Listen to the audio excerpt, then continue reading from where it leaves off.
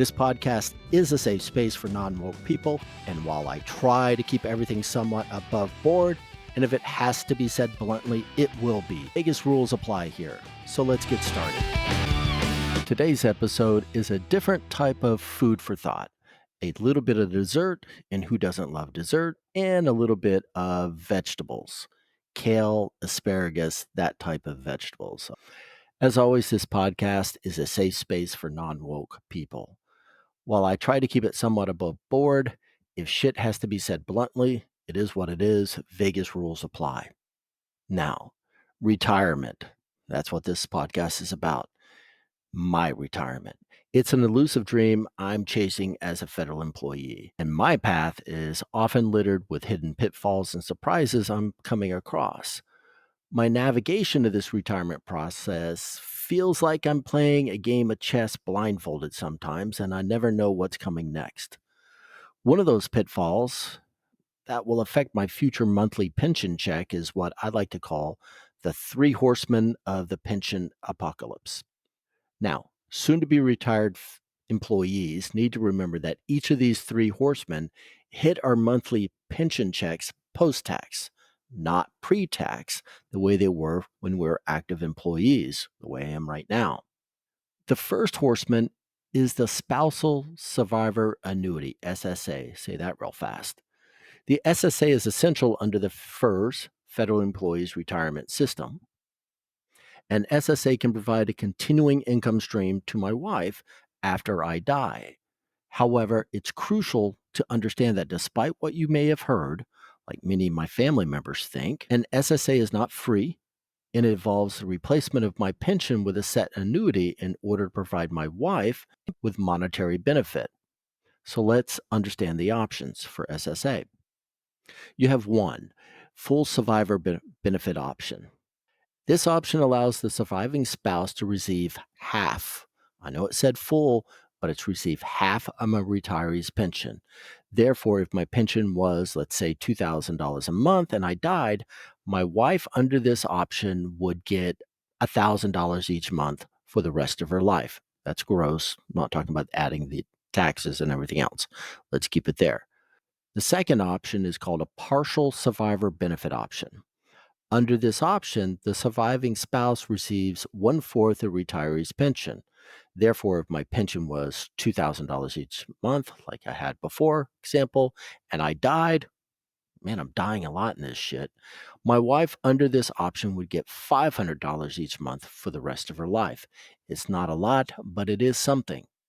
Number 3 is no survivor benefit. This option means that the surviving spouse will not receive any portion of my pension after I die.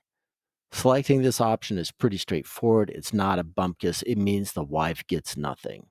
However, it's important to note if I was trying to select option 2 or 3, my wife would have to sign off on it and her signature would have to be notarized. It's down to that part. The page that they have has it and it has to be notarized. So I can't play that, I need something something game with her. The one where I tell her I need something something on those special something something nights where she gets something something after I die. Nope. That's definitely off the table. I can't play that one. Now, factors to consider when deciding a peace of mind for financial protection. When evaluating which SA option I am to ultimately select, and it's really both of us, because there's no takebacks, there's no mulligans.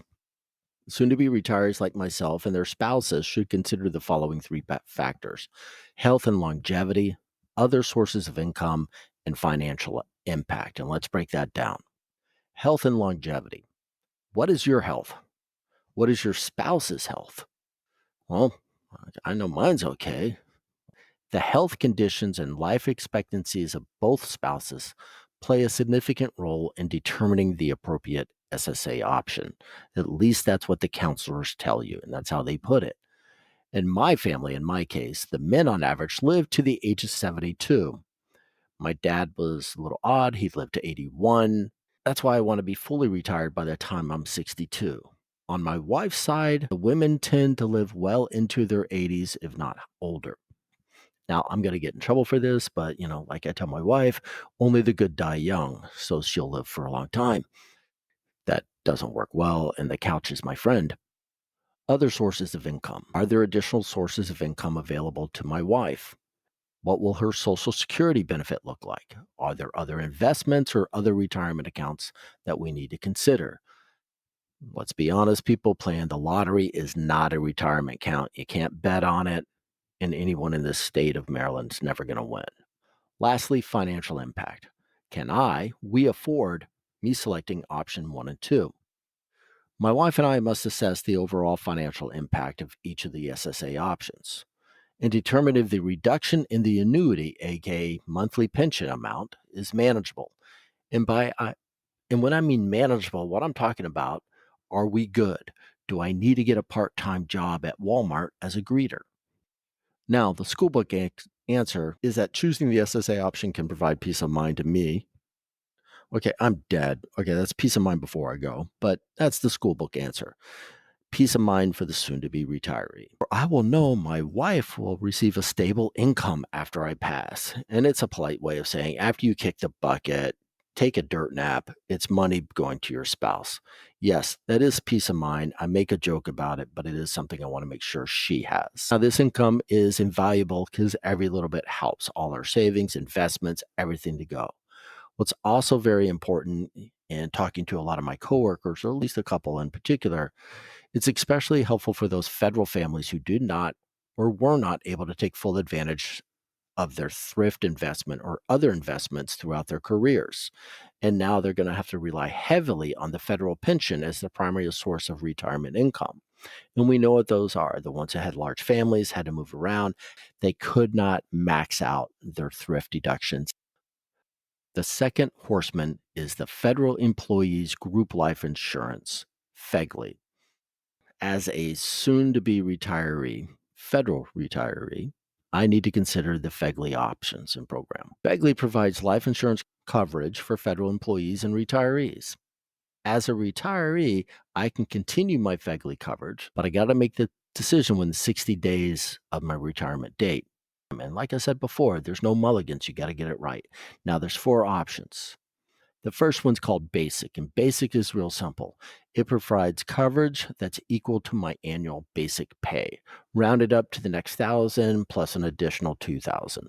So if you made 150,000, or let's bring it down to reality, if you made 100,000 or 97,000, you would round it up to 98,000, then plus 2, that's 100,000. All right, so let's think of it that way. Now, I have this coverage since I became a federal employee because it's one of those automatically enrollments.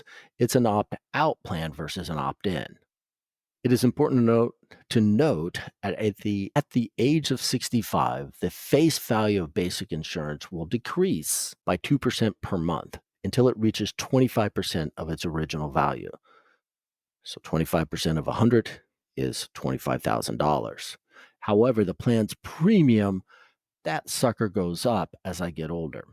To offset this, most soon-to-be retirees select what they call a 75% reduction option to get the smallest premium on there. Option A, that provides a base $10,000 of additional coverage. It's a flat cost with no reduction in payout. I think this plan is to make sure my wife has money to bury me, but I also got the DD 214 for that, and cremation ain't gonna take a lot. No expensive casket needed. Option B, and this is the fun one, provides additional coverage from 1 to 5 times your annual salary, your annual basic pay. Let me correct that. Again, this plan has a reduction at age 65, and the premium goes up a shit ton as I get older. And I have to make sure I do not select this plan, and this is for me, as I have other insurance that covers it, and it's cheaper. Plus, I will be retired. And this plan is really, in my optics, intended to replace my salary when I'm working. Option C provides additional coverage for your family members with each eligible family member, like a child under 18 or your spouse. It's a set amount between 5,000 and 25,000 because you can do a multiplier 1 to 5. And like option A, option C does not have a reduction payout. Keep in mind the cost of FEGLI coverage increases as you get older. A and B increases as you get older, and you need to carefully think about it because how it fits your budget. I looked at this before and I was looking at paperwork because we have a calculator at work that we can use. And what it showed me was I would be paying almost $800 a month when I retired. And think about it, it's going up a little bit each year and I'm losing coverage. Is it worth it? Not really. Basic, yes. Option A, yes. B and C, not really in my optics. The third horseman, federal employees health benefits, FEHB. The FEHD program offers the health insurance coverage for federal employees and retirees. And as a retiree, I can continue my FEHB coverage as I've been enrolled in it for the past 5 years. And that's one of the requirements. You've had to have been enrolled in it 5 years prior, each year, 5 years prior to your retirement. No shortsies, no halfsies. I'll also be able to keep my dental and vision plans. And as all federal employees know, your dentist loves to know when you have federal insurance because they want to try to sell you, oversell you everything related to your teeth. Oh, you grind your teeth? Oh, I see it right here. You need to get that. Oh, you do this, you get a crown. Okay, we have to do all these in crowns, or let's do the replacement. It's only $5,000 and they paid X number amount. Yes, sound a little frustrated because I do have a dentist who does that. Therefore, getting back, because I know I digressed a little bit, it's crucial that my wife and I review our health insurance needs and compare the plans each year to ensure that we, during open season, select the best plan that suits our health requirements. We do have one additional benefit. My wife can carry over her health insurance when she retires, which I am also a part of, which will help us both when we go into retirement. Now, let's wrap this up. I've explored the three horsemen of the pension apocalypse and the choices I and you, as a soon to be federal retiree, need to make regarding your SSA, your FEGLI, FEGLI, or your federal employees' health benefits will shape your, like my wife and my financial futures, shape your futures. There are no mulligans, like I mentioned before in this process. There's no do-overs. You have to do this right going in. You can't go in and do it. The only change I ever saw was like the SSA is that if your spouse dies before you, they will adjust accordingly, but you don't get any of those premiums because it is a like a life insurance annuity paying out. You do have to pay into it. You don't get any of that back. So my recommendation on this is if your employer offers you any classes on this retirement, on your retirement, take them more than once if you can, because I've seen some people do that. And let's not forget that you and your spouse need to clarify and work with clarity and confidence and a bit of humor. Navigating through this pension maze is serious business, but you got to be able to laugh at it and lighten the load. There you go. Moving on, and it's a little bit of a digression, but I wanted to mention this part. And it's kind of close to my heart because I listen to a lot of different people on the radio and news media and read in print, and they like to go after the federal government, in particular the federal employees, as an easy target during election season. And as I'm recording this, an election season is beginning to ramp up. Now, I'm going to say this. Do I have problems with the federal government? Yes. Is it too large? Yes. Do you need a lot of federal employees to do stuff? Hell yes. F yes. Are there redundancies that could be reduced? More than likely. But using the federal employees as your target, as the scapegoat, is probably not the smartest thing to do. Now, like I said, there are redundancies. There are different federal governments that are probably repeating what other ones are doing. But the biggest problem people have with the federal government is the federal overreach, not exactly or in particular the employees. They like to pull up employees like someone who was in the news a couple of years ago in the IRS, which did a lot of bad things, or in my opinion, bad things. And that individual was quoted in getting a near $200,000 a year pension. I don't know who the hell those people are. I don't know where she's getting that. That's not the regular GS or GG federal employee. That is not the case. In fact, state employees, in particular local county employees, often get more than what federal employees get in the retirement. Their packets are a hell of a lot better, and you don't have to be as long in there to be vested and to start getting money out. Now, like I said before, are there redundancies? Hell yes. I would love to see Elon Musk or anyone else create these AI systems, machine learning, that look at each one of the federal government infrastructures and agencies and see what regulations that are enforced upon the American people were actually voted on by the elected officials versus what was done by that agency itself that put it out. And now people could be potentially charged as of crimes. I think they just recently did one on land that I forget which land, BLM or something on that side, not that BLM, the Bureau of Land Management or the EPA, created their own thing that never got voted on by the elected officials, elected representatives. So they just made some shit up, thought that was good, made it federal law, though it was never put in as federal law. It was just an agency law. So I like to see that done, plus get redundancies to make sure what other federal agency isn't stepping on another a federal agency. And where those redundancies are seen, you should combine those different agencies or tell the other one, get the hell off my lawn. This isn't your bailiwick. It's kind of like I thought it was, what was it? DEA was telling FDA that DEA gets to determine what's the schedule for the drugs. No, you're an enforcement. FDA does that. So please keep this in mind. I know there's a lot of bad things in the federal government, but there's a lot of good things, and it takes a lot to process everything that's needed for the federal government. So my thing, I understand I'm talking about a lot of things here, and I get a pension when other people don't, and I feel extremely lucky for that. But the other side is I can be a conservative individual, but I get mad at the different conservative elected or running for office officials who think the federal government employees are the easy button, are the easy one to go after. No, they're not.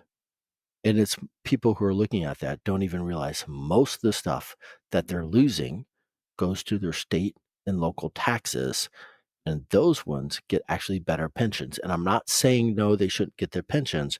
I'm just saying put it in context.